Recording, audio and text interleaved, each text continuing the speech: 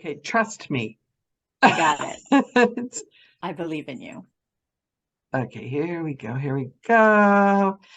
Hello, gorgeous people. It's so nice. Sorry about the little delay. I actually forgot to let you guys in. We were chatting away and I forgot all about you, but now you're here and it's so wonderful to see you all. Normal rules apply. No boring questions, please. Nothing you can find on Google. Start thinking of quirky questions now. And I've told Kim, although she has been barred from looking at the chat, I've told her that I will send it to her afterwards. So if you do have a message for her, that's it. And you are loved, Lisa. I would never forget you guys.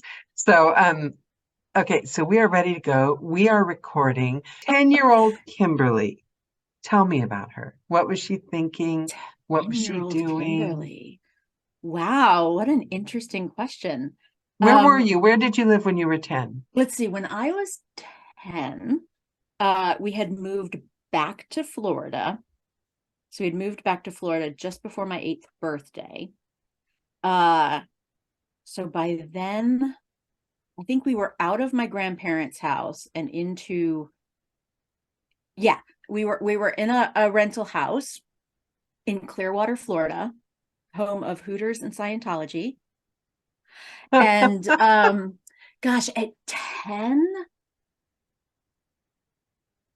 wow. Dude, where was I? I was obviously in elementary school. I desperately wanted to be an actor. I love that. So you already had a direction. Yeah. I had just done, oh my gosh, I had just done my very first play.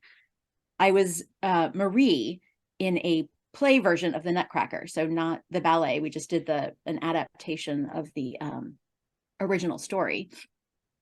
So I was the Clara character, obviously. But her name in the original story is Marie, which is also my grandmother's name and is my middle name. So I feel like I was destined for that role. So I had gotten the formal acting bug in 2nd grade. But I'd always sort of been a ham and just, always entertaining, trying to make people laugh, trying to make people smile. And so, so I was begging for drama classes and I was begging for ballet classes. And they didn't have any openings at Miss Peggy's Dance Academy, which was in a strip mall next to a 7-Eleven. Was that really what it was called? Miss Peggy's Dance Academy? Was there a real Miss Peggy? Was there a real Miss Peggy? Legit real Miss Peggy. Did she look like I think she looked? I never met Miss Peggy. They didn't have openings. You never got into it? No, because they didn't have any openings for like 9 or 10-year-old girls. So, but I did get drama classes. So yeah, good. I really wanted to be like a movie star. I hadn't gotten into like Broadway stuff yet. So no, let me ask you. I had dreams of being like a child movie star because I had auditioned for a movie version of Pippi Longstocking. Oh. And it's out. I mean, it was, what would that have been? Like 83? Oh. Yeah, like 83, 84. You auditioned? I'm very old. For the real Pippi Longstocking, the like movie. You auditioned for it. Well, I mean, the American one in the early to mid 80s. Yeah. Not which to me is like the real world, America in the early to mid 80s. Yeah. I auditioned for it. I for sure didn't get it, but I saved that rejection letter. It was my very first formal rejection letter. I still have it. It's very cute. Well, I've got to tell you, the thing about you, and I hope you take this and I'm very, very curious. I hope you take this as the massive compliment it's meant to be coming from me.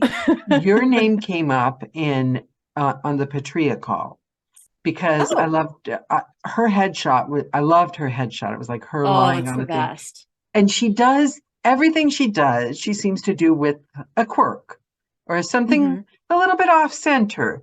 Not the way you would think. And I'll never forget one of the very first Joe calls we ever had, not an interview call, but like one of those old school calls where we sat and we talked about like our lives. Had a theme, yeah. Yeah, you had, and that's where I got it from. In case you guys haven't noticed, I know 152 calls. You probably think that the 152 different living rooms I'm in are all my decorating, but no, I got the idea from Kimberly because you had, was it Schitt's Creek Yes, background? yes. In the early Zoom days, everybody was giving backgrounds. And So you I were had, dressed, and you were dressed up for the call. I don't know what it was you were wearing, but you're dressed up for the call. And those were the very early days. And everyone else was rocking up. And it was like everyone looked shell shocked because it was the beginning of the pandemic. And people were kind of like at home in their normal living rooms. And you like rocked up. And I remembered you because when we started these calls, I would say to friends, oh, I have to put my makeup on. I'm going to do a Joe call. Like, why do you feel the need to do that? Why do you? I'm like, what do you mean? Why do I feel that? Isn't that the most fun part of life? Is like the canvas of your room, the canvas of your. The first question in my mind is, how can I make this prettier, cooler, mhm. like something that excites me when I'm, and everyone's different. Somebody was telling me yesterday that they liked a very clean booth, no distraction, no knickknacks, nothing except makes them. I didn't comment because that's not me, but you came up in the Patria call because you and Zura, I hope I'm pronouncing her name right, are the two people. You're like my like spirit animals. I see you guys, and you especially, because I heard a rumor that you're good with spreadsheets. But I'm very curious as to how, because in my experience, holding on to my love of me, because when I was a kid, I delighted in what I loved. I Mhm. loved what I loved with a burning passion, whether it was like an Alfred Hitchcock movie on TV or Shirley Temple shows on the weekends. I loved it. And everyone else in the world was just missing a trick because they didn't get it. And even in school, when people were like bullies and everyone was trying to fit in, I loved what I loved. And the world, it was a challenge holding on to that. The world didn't like that in my experience. And I'm very curious. I might be wrong. Maybe you consider yourself a very conservative, blend into the woodwork kind of person, but I'm wondering if that journey was at all part of your journey, and if it was, how you held on to what Kimberly loves and being proud of what Kimberly loves and showing it to the world as fantastically as you do, because you're like a shining light and it's They're amazing. really good, hard questions. It's the thing I wonder the most about you. I'd love to hear what life was like for you and holding on to that spirit because you've held on to it or you got it back if you've ever lost it. Well, it's really interesting. I don't think I ever really gave it much thought.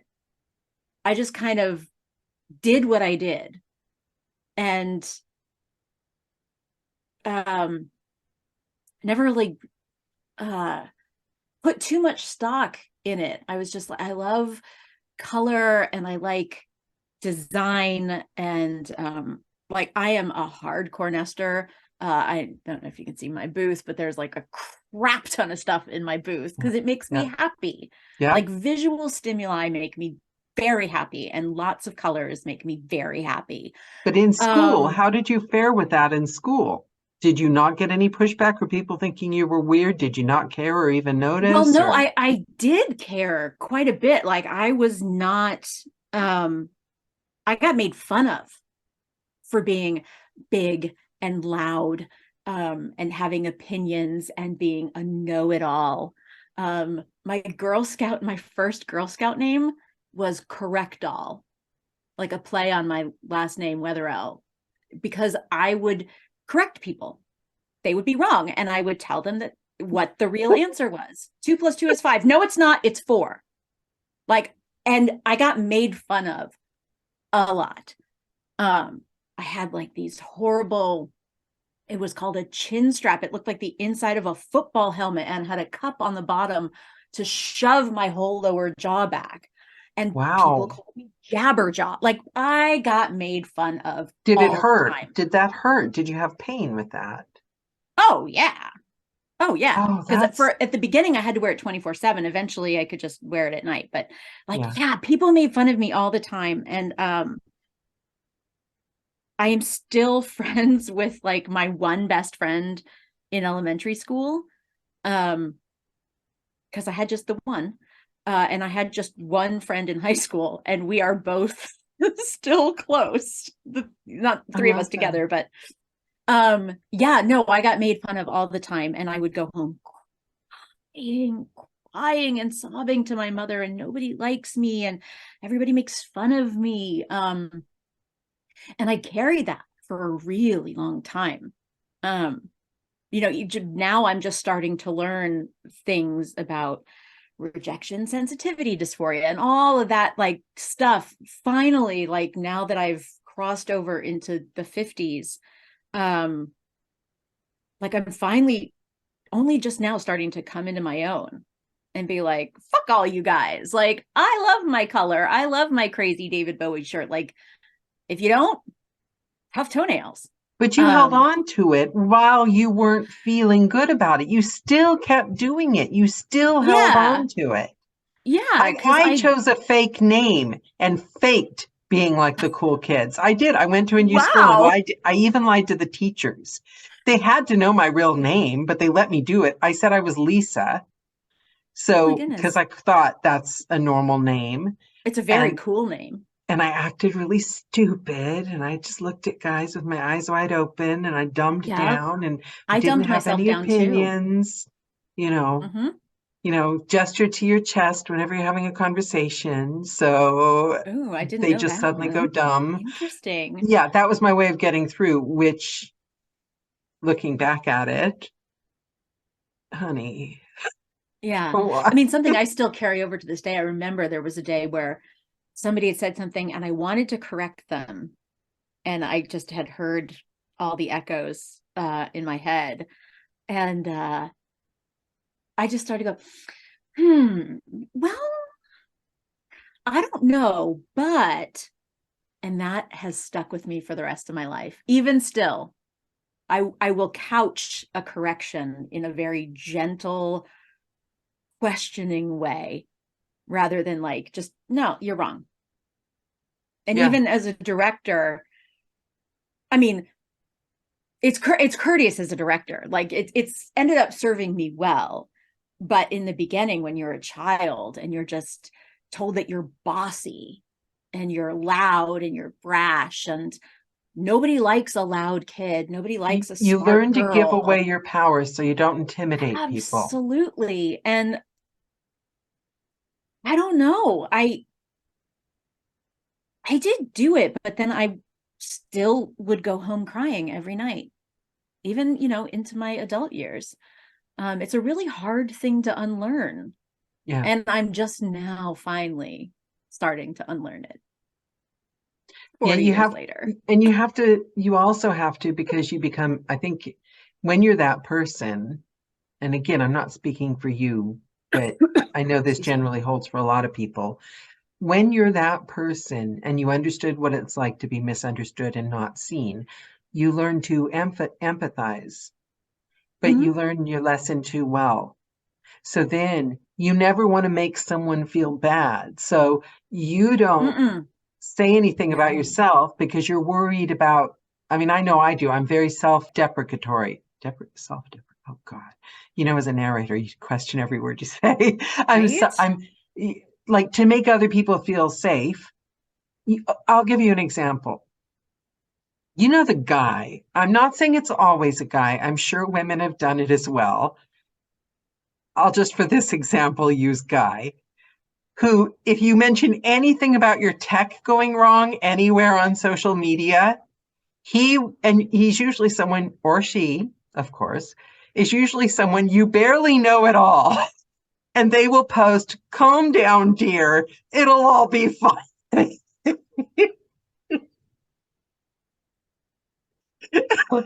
Because they're assuming the baby doesn't know about that. I just have a little microphone. I don't know anything. Please tell me, sir, what you know. Yeah. And I have to interject at this point so the audience doesn't think that I'm ignoring them. Both Craig and Lisa, and this goes along to it. People are going absolutely bonkers over your shirt. And I am supposed to, are we not going to discuss the elephant in the room?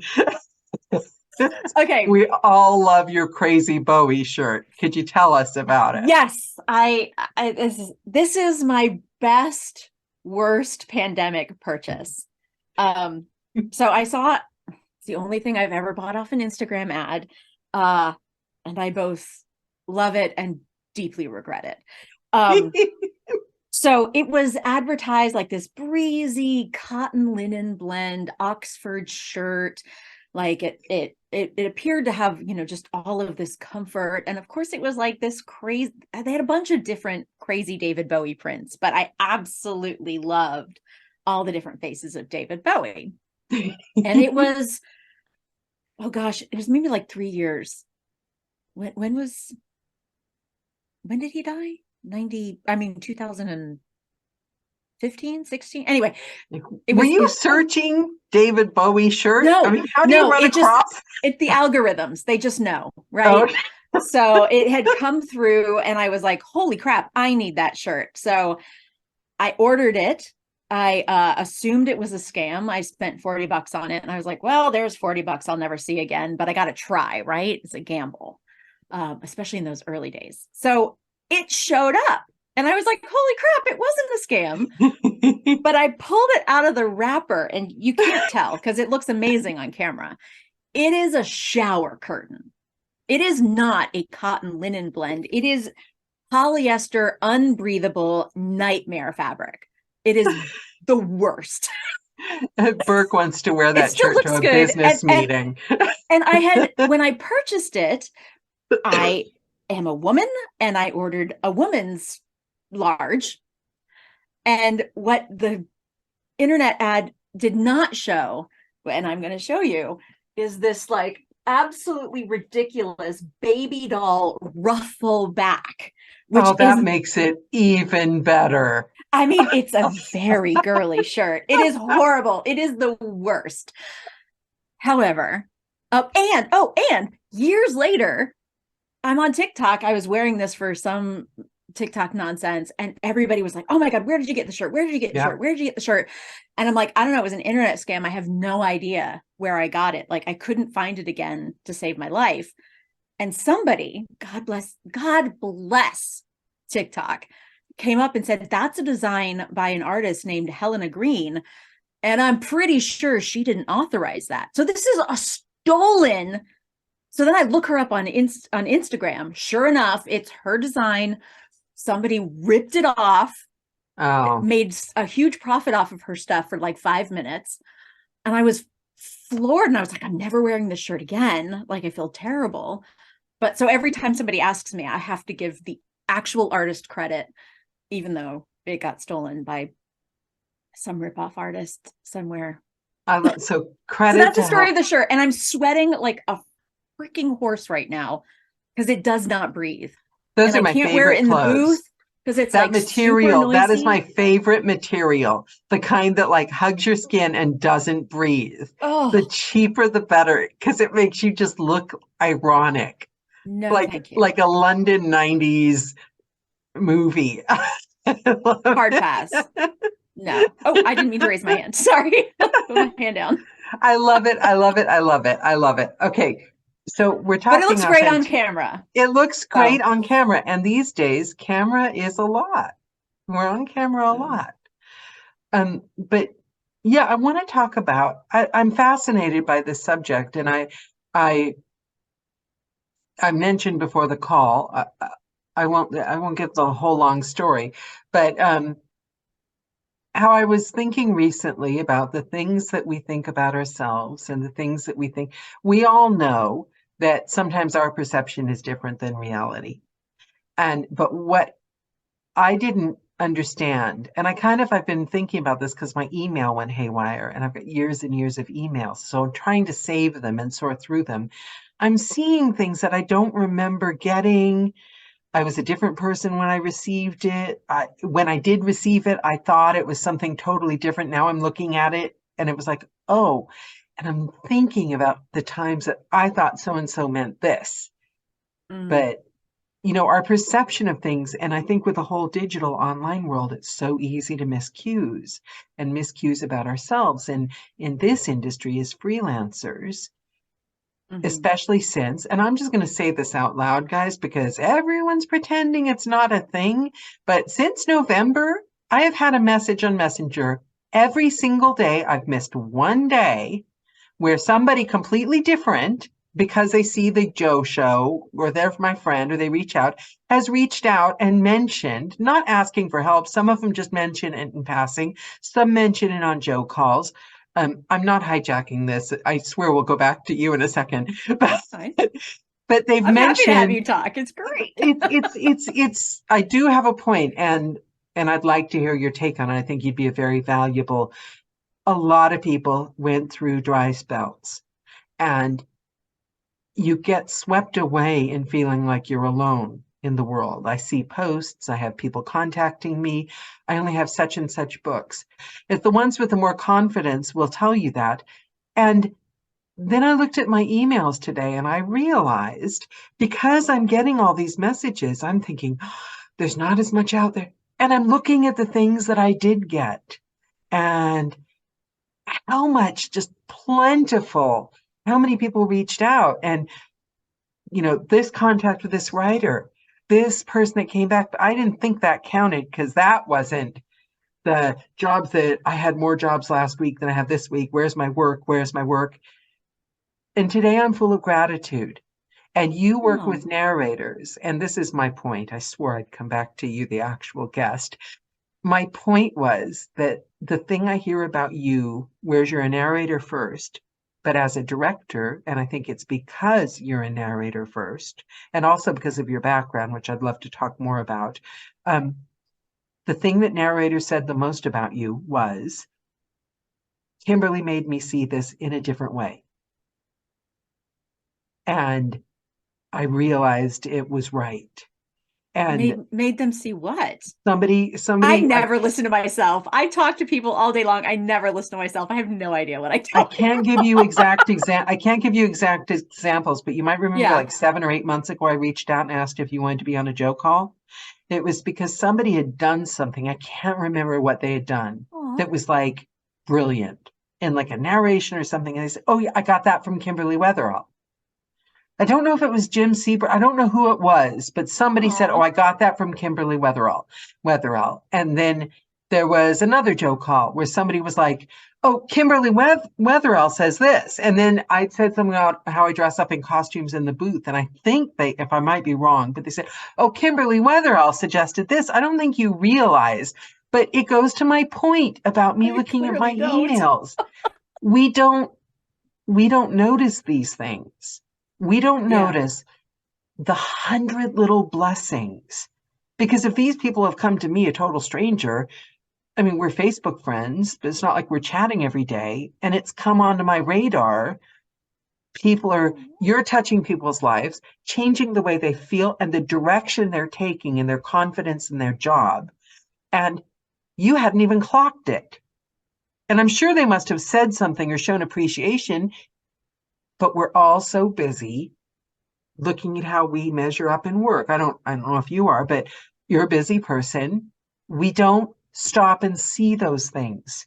So I'm curious about your take from working with narrators, other narrators, and hearing insecurities and worries about their narrating and what you've taken into your own narrating from that, and also your background, because you have a really rich and varied background. Tell us how you came to audiobooks and how that all ties in with what you feel now. 50 years of undiagnosed ADHD, quite frankly. Gosh, so wow, you just kind of blew me away with the I didn't realize They're gifts, that I and made we an don't see impact them. on anybody. But no, but That's so weird to seriously, me. it's like a regular thing. If you ask anyone, they'll back me. You're a regular person in this. I mean, I remembered you from the first call, what you brought to the first Joe call. It's a regular thing. And I just challenge everyone because I was in tears looking at my old emails. I sent a cringing email, actually, to a publisher going, "Oh my God, you guys have looked after me so well. I didn't quite say that. I think I did Yeah. say that if we worked in an office, I'd so be bringing donuts in today, because I haven't noticed all the good. Yeah. Your Anyway, career. so when I went to college, I continued pursuing acting. I went to a Magnets Art high school, and I got in early at a conservatory for acting at DePaul University in Chicago. And at the time, I was trying to decide between set design and acting because I was really passionate about both in high school. And I got scholarships in both in a couple of different places. Wow. But I wanted to get out of high school early. I don't have a diploma. Secret. Because I still have my senior year of English that I have never completed. Yeah, but that's a different story. But Anyway, the whole point of the diploma is to show that you can go on to the next exciting thing. You just went on to the next exciting thing early. I just hopscotched right over that. So you were a prodigy. But sure. I don't know if I'd say that. But I was very driven. I was very driven to get out of Florida. Yeah. Because even back then it was a terrible place. Anyway, I had a moment that at the time I didn't realize how pivotal it was, but there was a moment in acting class where I got some feedback, and in hindsight, it probably was nothing. It was probably just, hey, your character wasn't connected for this moment. It was something that was probably just that simple, that now being an adult, you go, oh, I wasn't really connected. I really need to go back and study the subtext and get connected to the text again. I took it as a huge screaming flag that acting was not for me. I was a total failure and I was no good, so I might as well just quit. And that's literally what I did. Oh my God, we are the same person. I was 19 and I don't know. I was having an off day. And so I quit. I switched to majors. I'm making decisions from a state of emotion. Always. Yeah. Yeah. You haven't eaten breakfast, so you decide to trash the career that you've worked for 19 years. Sure. Absolutely. Yeah. It made perfect sense at the time. And I got into stage management because I was like, well, that way, I had the design background. And that way I could have my hand in every pie. But did you feel like you were settling?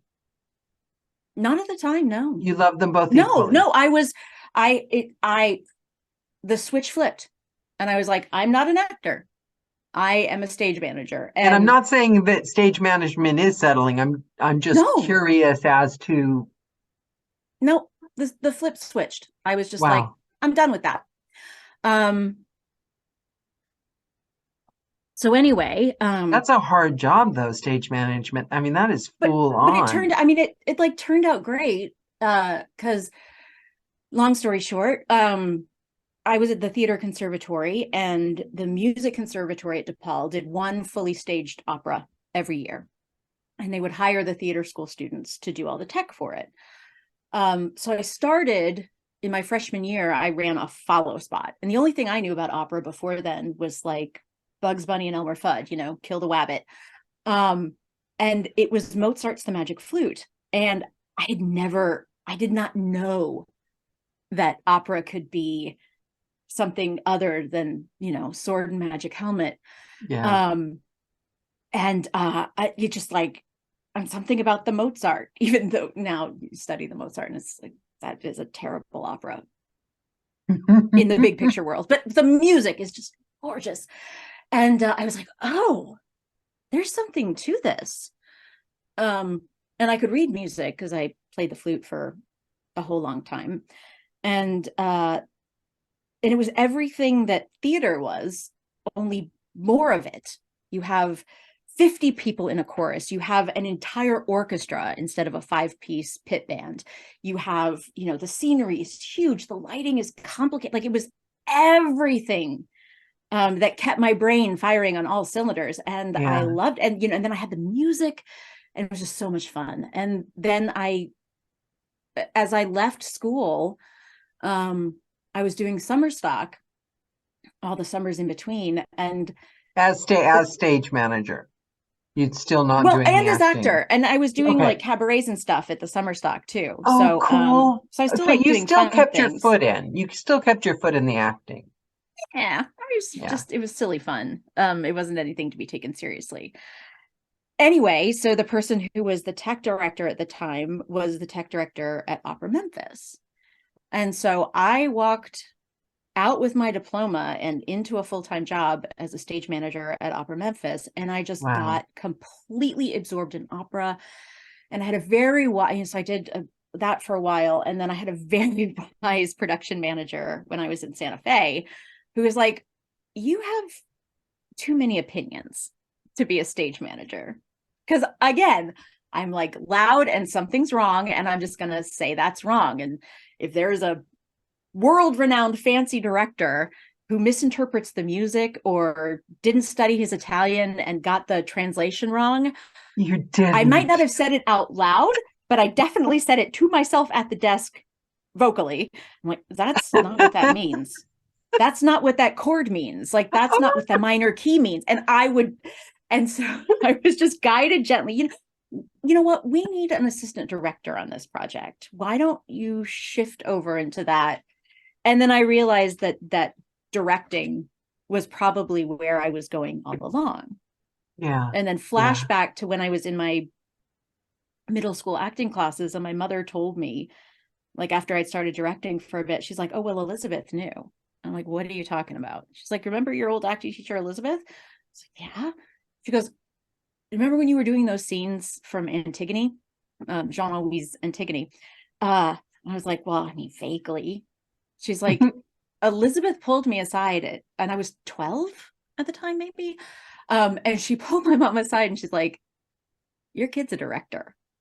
Because apparently I was bossing my scene partner around, saying, that's not how that's got to be. You've got to take this cross, and you've got to make this, and you've got to say it to me like this so that I can react like this. Like, apparently I was directing at 12.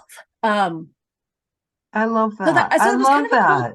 It was kind of a cool discovery. And I fell in love with it. And then after 15 years on the road, like literally in my car, going from job to job, except for when I was hopping on a plane and going to Europe to work.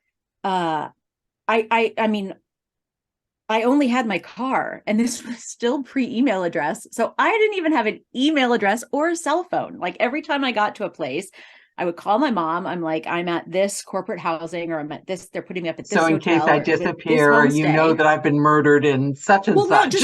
No, just for them to call me. Yeah. Like, or to know where to forward my mail or whatever. So I very literally lived out of my car for a long time. And I just, after a while, you get really tired of that.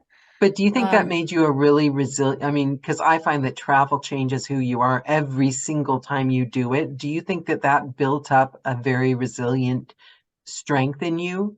Because how could it not have? And also an openness to the world. I never really thought about it. I do know that that's where I first started listening to books on tape, though. Because I was doing these cross-country drives, either from east to west or north to south. And if I wasn't listening to an opera in the car, Cracker Barrel, I am such a Southern girl at heart. Cracker Barrel used to have this program where you could get a book on tape and you could check it out at the Cracker Barrel in Atlanta. I thought Cracker Barrel was a restaurant. It is, but they have a general store where you can get like root beer barrel Really? candies. Yes, and like licorice whips and like sarsaparilla. You can get all this like weird campy oldie timey candy. It's great. And so you could check out a book, like you paid, like, I don't remember, $20 or something. And you rented it, but it was like a one-time rental fee.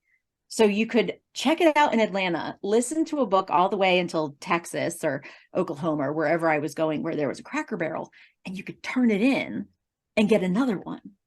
That's Like it was so like the lending cool. library that was across the country for books on tape. It was the best. That is really cool. That makes me happy. It was really cool. Happy. I don't know if they still do it. I mean, it was in the 90s. What a time to be alive. But you know, this was before like iPods or Audible or anything. So it was like that makes me happy. This like big folding thing full of like 20 cassettes. You know, popping in and out. Anyway, that's where I started listening to audiobooks. I got tired. Let's wrap this up, Kimberly. I got tired of opera. I got tired of living out of my car. I said, I'm going to take a 6-month sabbatical where I'm not going to do anything. I'm not going to take any more jobs, and I'm just going to rest. Because by that point, I had an apartment in New York, and I was like so excited to have the same shower every single day. Like it didn't even matter that I had the bed. It was like, I just need the same goddamn shower every single day. Like I need good water pressure. And where only your feet were on the ground. You don't have to worry about wearing those plastic things. Oh God, yeah. So and after a month, I was so bored. And I started taking like a film analysis class because I've always been a huge movie buff too. And in New York, I think they still have them, but at the time this was like New York 2001, 2. There were all these little yellow kiosks on every corner for the Gotham Writers Workshop. And so I checked one out and it's like, oh, well, I'll take this film analysis class. Like, I don't know from writing, but I'll go learn how to analyze a film critically. And it was like, it was like a precursor to a writing class. You break down the script so that you know how to write one. And that kind of piqued my interest. So then I took another writing class and another writing class. And 6 months later, I was like, I'm done with opera. I'm like all into film now. So I got, and it was like still 10-year-old Kimberly. I'm still 10-year-old Kimberly flipping the switch. And, you know, I got an internship at New York Women in Film, and then I made my first short film, and then my second short film, and then, you know, in it, I'm producing films for other people and, you know, trying to get my own features developed, and that's a whole It just feels like everything that you love, you go all in. I really do. Yeah, I jumped straight into the deep end. And it's interesting because skipping over the pastry chef years, but like with audiobooks, after however many career switches up until then, I was actually very cautious. So I had taken some, like, I went to Edge Studio. I was like, oh, because I was sitting in my chair knitting one day. And I had just, like, I have been producing commercials, which is the worst. It is exhausting. It is 18-hour days, 6 days a week. It pays fine, but it's not worth like that level of exhaustion. It's stressful, especially because at this point I'm like in my mid 40s. I'm like, when you're 20, that's fine, but when you're 45, fuck that shit. No, I need rest. So I had made like that all-purpose general list that they tell you to do when you're like thinking about changing careers. They're like, what do you want, like, big picture, your life to look like? You know, I was like, I want to work for myself. I don't want to have a boss anymore. I hate bosses. I'm a terrible employee. Yeah. You know, I want to work out of my house. I want to have my dog at my side all the time. I want, you know, X, Y, and, you know, I just wanted all these things. And I had made the list, and I was sitting in a chair knitting, listening to a book, as you do. And it occurred to me, I was like, oh my God, this is a job. Like, somebody gets paid to read this book to me. And for some reason, it just never, like, it just didn't connect. Things don't hit you until they hit you, I guess. With the boss, I've got to say, with the boss thing, I think I just realized, to have a boss, you have to convince yourself that they're smarter than you, or else Why are Oh they yeah, telling you no. what to do? And I haven't met one that is. And I'm not saying I'm the smartest person on earth. I think it says more about the boss. Yeah, I'm a terrible employee. Yeah. I'm a terrible assistant. I Because you have can't disrespect your boss. It doesn't work. And I usually you do. shouldn't. You Yeah. can. You just shouldn't. And I'm living proof of that. Like I've tried, you know, even when things look grim nowadays, and I'm like, oh God, how am I going to pay my rent? And my friend's like, well, you could always go back to temping. And I'm like, no, I can't. Yeah, Nope. you can't. No, I can't. I cannot. Okay, so Yeah. you go to Edge Studio. Yeah. And they, you know, sold me the whole commercial VO package. But I was like, I can't even sell freaking toothpaste. Like, I'm not a pitch artist. Don't you guys teach audiobooks? And they're like, oh yeah, we do. And so I had what do they call those? Like an exploratory, introductory, we determine if you're going to be good at this kind of a session. Audition-y thing. Yeah. I mean, but they end up telling everybody that oh yeah, you're great. You're fabulous. Here, buy this like $3,000 demo package. Which I know now, but I didn't know then, which is fine. Like it was great for me because I determined this time around that I was not going to jump in the deep end. I was not going to just figure out how to swim. I was actually going to learn first. And of course, the person they set me up with was the wonderful Johnny Heller. And so I coached with him for about 4 months, 5 months. Wow. 6 months, maybe. It was a long time. And APAC that year, 2019, was coming around, and he was like, you know, you should come to my Splendiferous thing. And then there's this APAC thing. You know, if you're really serious about looking into this, you should go. You know, you should meet the people, and you should learn from other people besides just me, and you should meet your future colleagues and just kind of check it all out. So I did. And at the end of that, I was like, okay, I'm in. I'm ready to audition. Let's go. And that was the beginning of my audiobook career. Because everybody at APAC was so nice. Like, I had never been in an entertainment industry event where people weren't just cutthroat and looking through you as they're talking to you, like, oh, is there somebody more interesting behind Yeah, I always thought you? that And was I'm just gonna talk because I about was in LA. That was like Well, LA. it And is I very always just LA. assumed it was because I wasn't skinny. Like, and it's only now that I But in realize they LA, look that through is. everyone. You're always looking for somebody better around the corner. Yeah, they really are. And Like, why? I don't like, do they know I mean, it's that like they're dating doing in New it? York. It's terrible. It's the worst. But do they know they're doing it when they're being that shallow? Do they not care? Or do they? I don't understand people like that. And I don't know. I mean, I take it, I mean, as far as where LA is concerned, like when I was trying to get films developed, it's absolutely what's going to make you the most money the fastest and never burn a bridge. So like, wow. you never tell somebody no. You never, ever, ever, ever tell somebody no. You're like, wow, this is great. I'm gonna see what I can do to develop it. Let me take your card. I'll write you back. I'll talk to you. Wow. It's all because you never know. Somebody said this to me once, in the film, at least for the film industry anyway. You never know who's going to be the next Quentin Tarantino. So you never want to burn a bridge. Because if you're the person that said no to Tarantino, then your reputation in the industry is ruined. So you have to be nice to everybody, and you have to blow smoke up their skirt because you can't afford to piss anybody off. Anyway, that was a heck of a tangent. So I find that really interesting.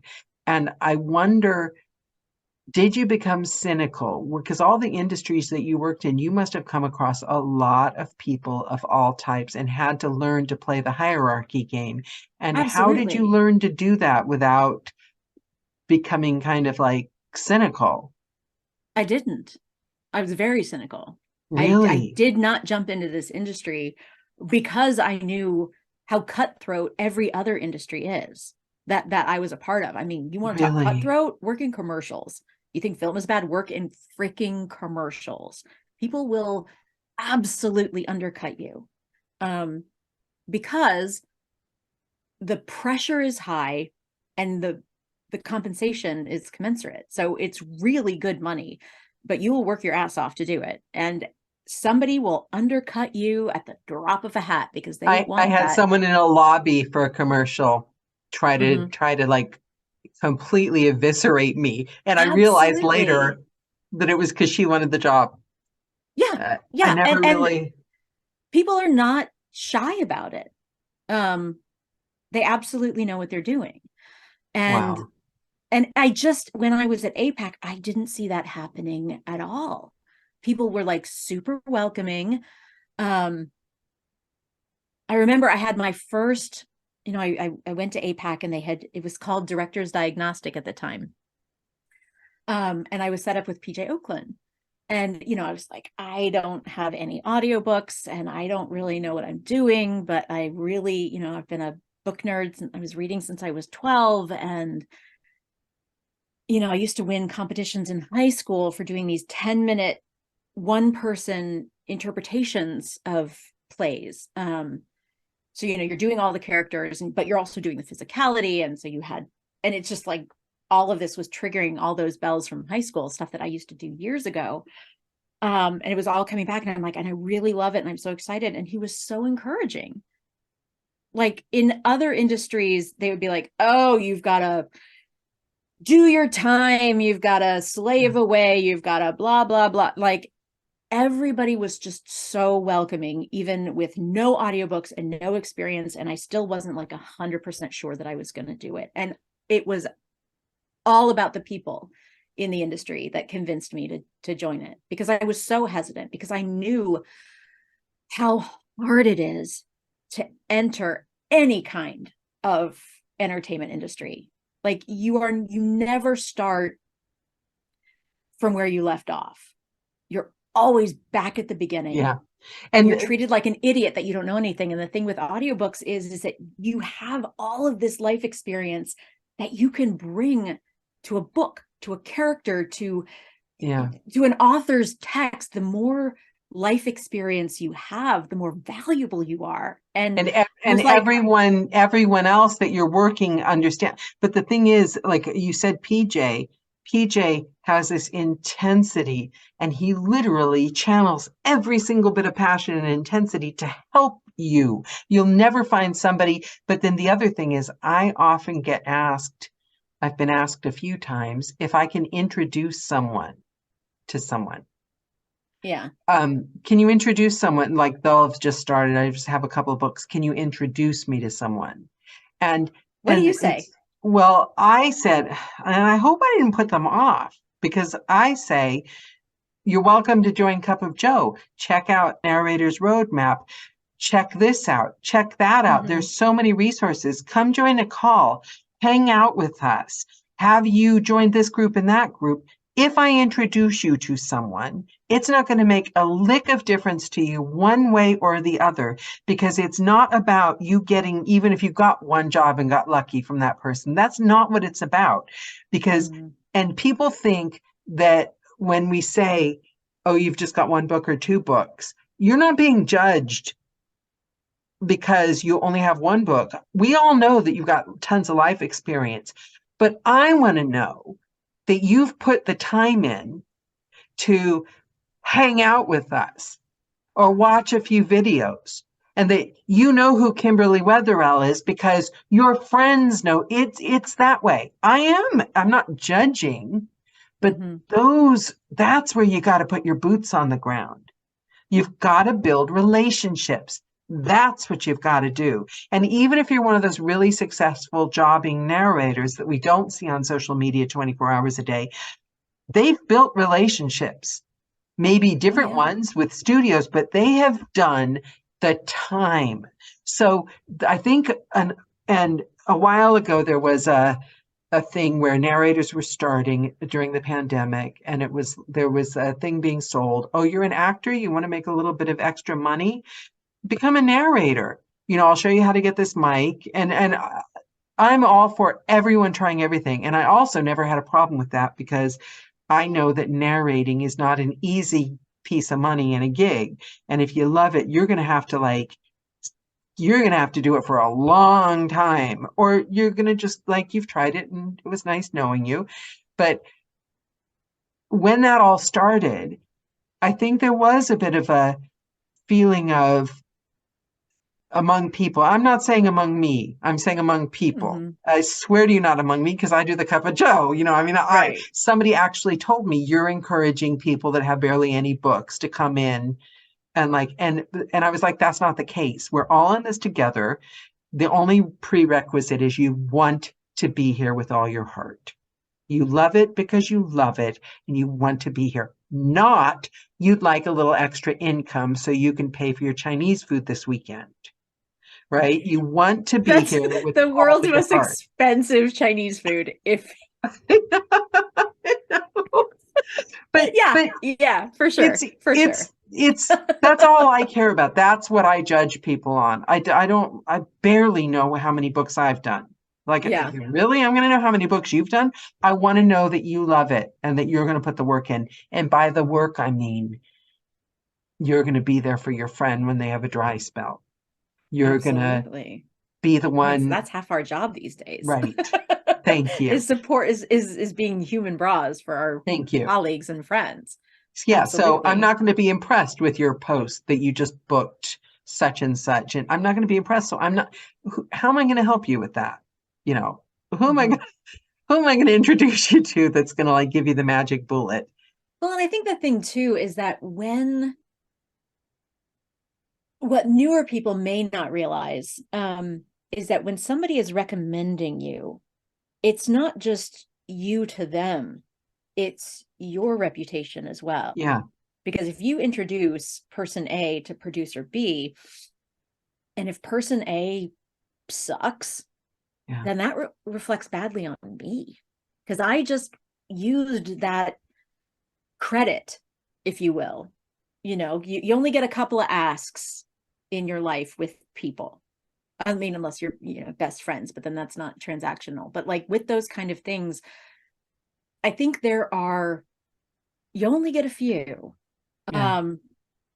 Because one, it'll just dilute your word if you're always recommending somebody. Yeah.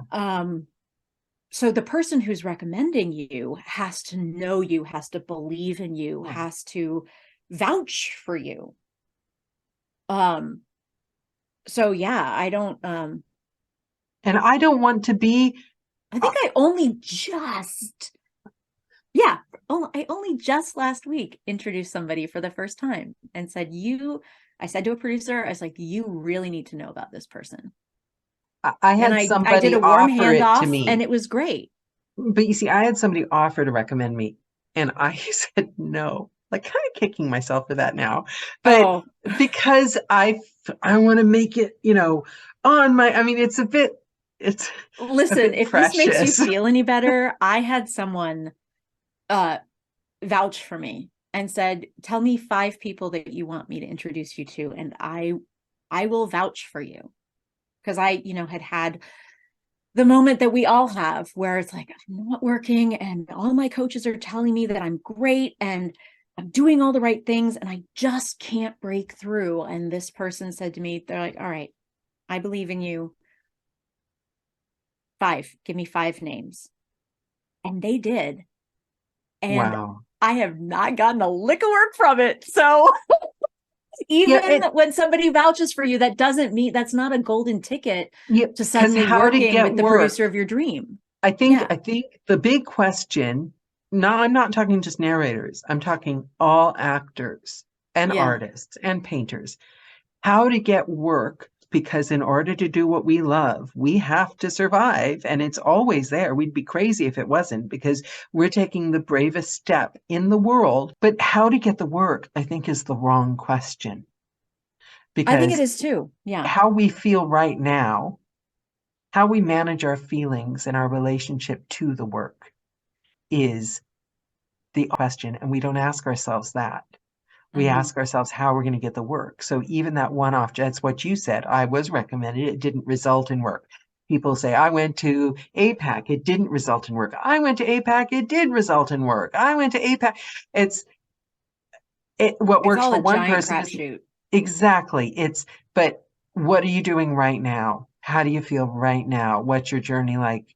Mhm. What's your experience in doing this right now? Because I got coaching at the beginning. Every year I look at myself with an open mind and I think, what do I need to do? I believe in that. It's just like on my birthday, I take inventory on my Mhm. spreadsheet of like my life, and this because my birthday is my new start, and then Right. January is my new start. I get two, and um, every January I look at what I need to do coaching wise, what I'm going to do to invest You this year. really Some are the years same I person. yeah, I do the same some thing. years I budget more, some years I do less, but it just Yeah. depends on what's going on, and I really believe that no matter how much you've been doing something, you need to change and take a different look at yourself.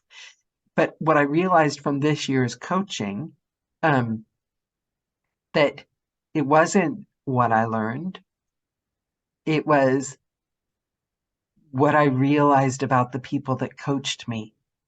It was absorbing some of their perspective and their energy and their drive and Mhm. becoming closer to being like them.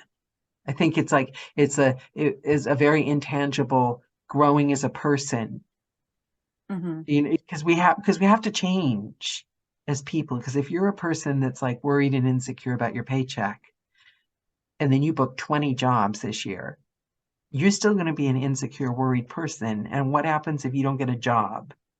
You're going to be like a mess. You're gonna, Well, you that's know, what I think. What I love about Andy Arndt and what all of the coaches at Narrator.life are doing is they take a very holistic approach, especially when it gets to the business side of the coaching that they do. And it's been really revelatory for me, even with 30 plus years as a freelancer. um Sometimes you're just not ready to receive certain things, and yeah, maybe it's something that somebody told me when I was 20, but I wasn't ready to hear it until now. yeah, And that's what I love about what Andy Arndt is doing, is that she's really taking a very I mean, the word for it is holistic, a mind, body, spirit approach with the practical application of the work in this industry. Um, and I find what she's doing so helpful to keep, as much as the brain hamster is just keep on that little wheel and of self-doubt, you know, the brain hamsters are going to be there. They're going to do their thing, but what she reminds us to do, I think, um, is to take a minute and like just slow the wheel down for a second and be like, all right, just take a little nap, take a little 5-minute nap. Am I doing the foundational things? yeah. And The constraints. if you can answer those questions with Yeah, yes, then you're doing everything you can. And the brain hamsters are going to keep going, but maybe they're going to quiet a little bit because you know that you have, done, I don't know, your budgeting for the week or for the month, and you've done, your, I call them hustle mails. So you do yeah, your little your marketing producer mails, and you structure them in a way that works for you. Um, you do that, you do your reach outs, you continue with your coaching because you're never done learning. it's what Um, Sean Pratt says. You're working on your business or you're working in your business. exactly. Yeah. So, yeah, I haven't studied with Sean, so good. But Um, and I know, and now see, now I'm wanting, oh, Andy, I was studying with her, but I'm no more coaching this year, Daniela. You really, but yeah. Well, and that's too, you have to know, all right, I actually do know this, and I just need to believe in myself enough. And even if it's just like a checklist that you check off every yeah, month, did I send my producer emails? Did I do my social media in a way that is positive and kind and smart, and not tearing anybody down but lifting them up? Have I reached out to my close friends and checked in on them and made yeah, sure that they're okay? And maybe they're not doing so great, and maybe you don't have like a whole bunch of money, but you've got a stack of, random cards in your office. And so what does it cost you? A stamp and 5 minutes to write a little note to your friend and send it in the mail and say, you know what? I think you're great. Send, just those sort of things. If you're constantly doing that, it's like what you said, you're building your relationships. So even if, I don't know, there's some hippy dippy thing that's like, you plant your seeds and then eventually the plants will grow. So you just got to keep tending the earth and planting those seeds. Because you're investing in yourself. It's what I was saying about if you work in a corporate office, you think you're secure. But the thing is, who's more secure than a freelancer that's growing their abilities, their self-confidence, I think a lot of people. No, but no. Freelancers. No, you're not. Perfectly honest. No, but the thing is, ideally though, because that corporate job can be taken, swiped out from under them in a second, and they're left only ever having had their power from something external. As a freelancer, once you earn the power, it's ours. I'm not saying we all have it. And it's transferable. For sure. And also that I was thinking about this thing that for writers that like you have to have constraints.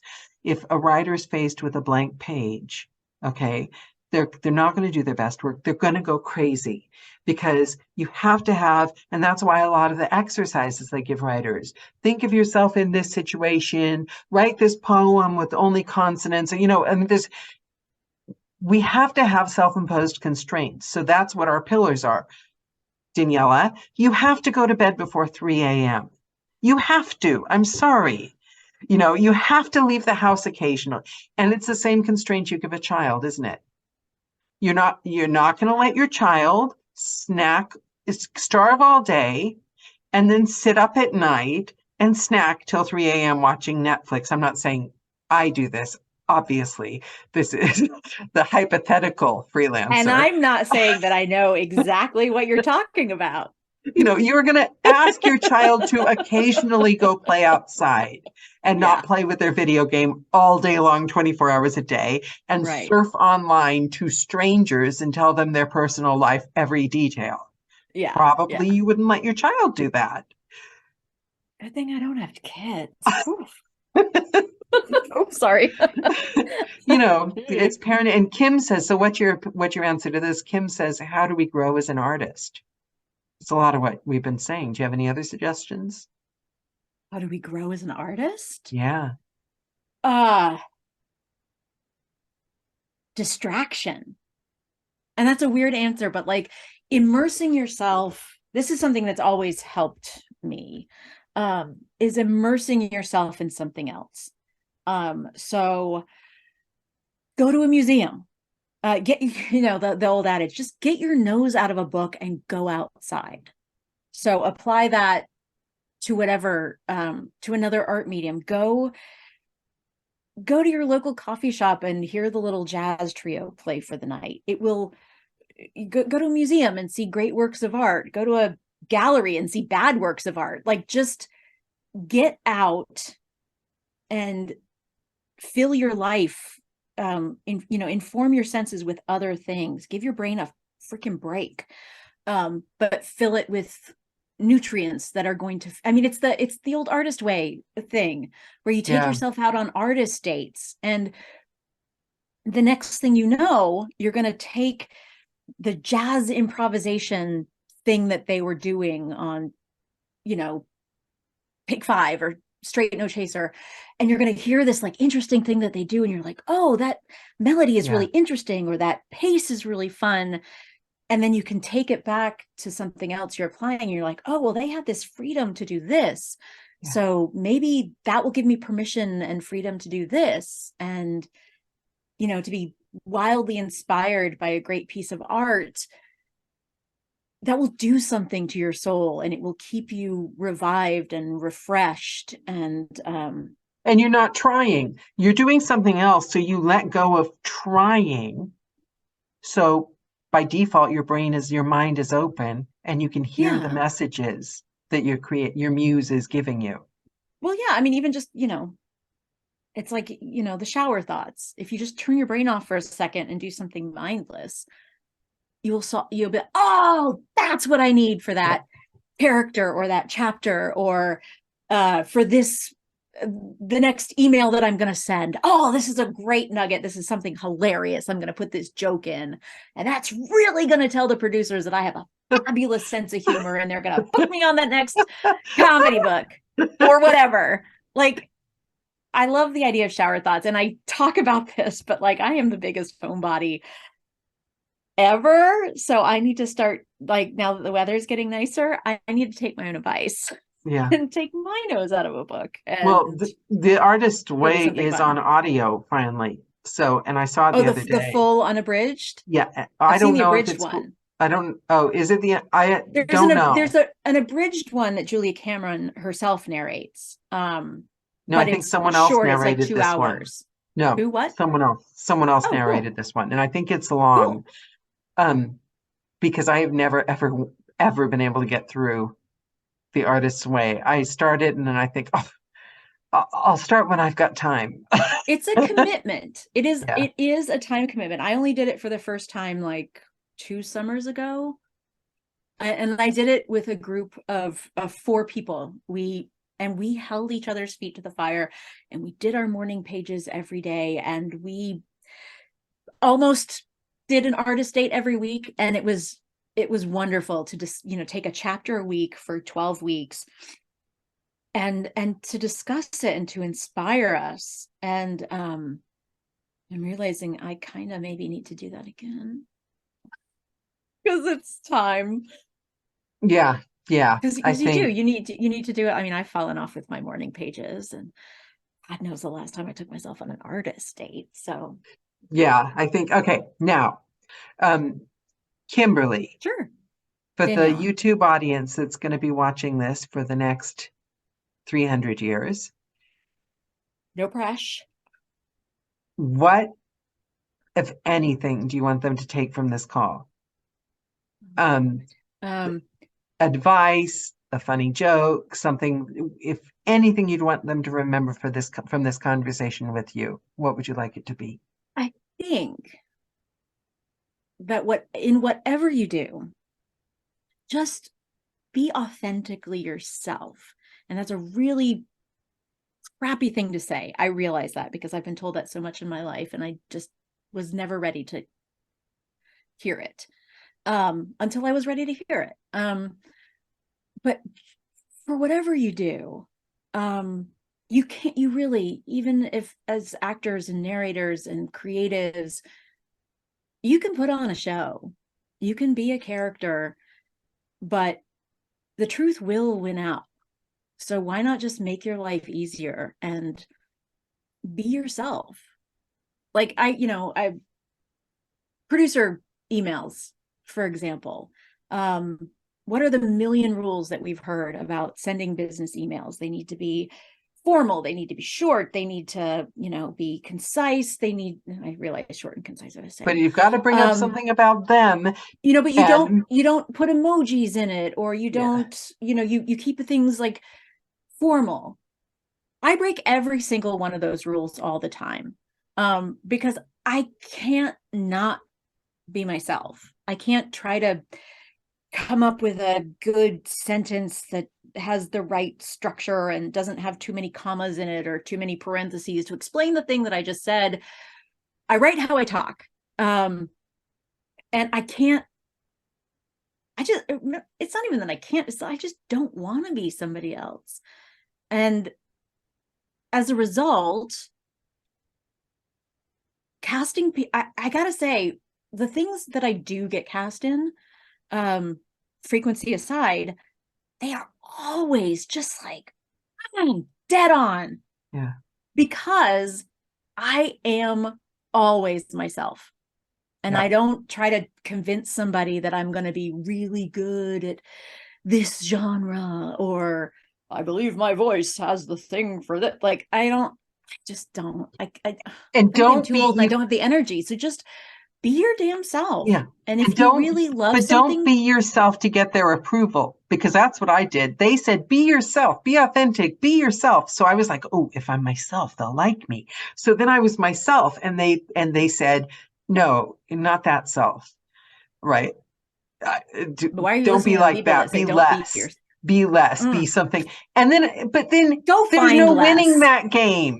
You know, No. you're never going to make this. So you have to be yourself, knowing people aren't going to like you. They might not like you because of it. Some will, but your people will find you. That's the thing. Like Yeah. the people who aren't interested in you, Yeah. fuck them. Yeah. Your people, you will find your people, and your people will find you. But they never told me that when they started telling me be yourself. I thought if I was myself, everyone would love me. And it didn't work out. No, like 50% of the people still didn't like me. I was like, fine, I'm going to be myself anyway.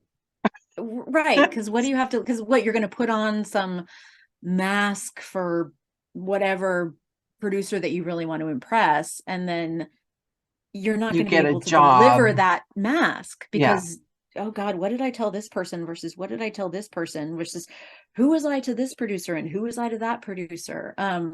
Nah. Just it's and if they don't like you, they don't like you, and they don't like you. And you have to get comfortable with that. I saw a meme just before coming on here. It reminded me, because I'm always worried I've offended people, because I do a lot, because I say what I think. And the meme was, I'm so sorry if I offended you.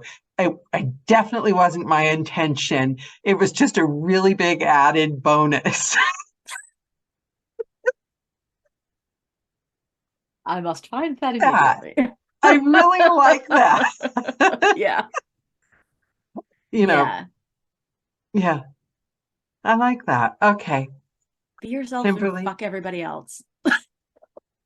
I mean, you had me at the David Bowie shirt, but this call has been stardust. I'm so grateful that you took the time to chat with us today. Thank you. And remember, you for having me. Even if we're all having a bad day, you guys, just like I said to Kimberly, there are a lot of little blessings, a lot of little people sending love in little ways that we don't even notice or see. So look for them.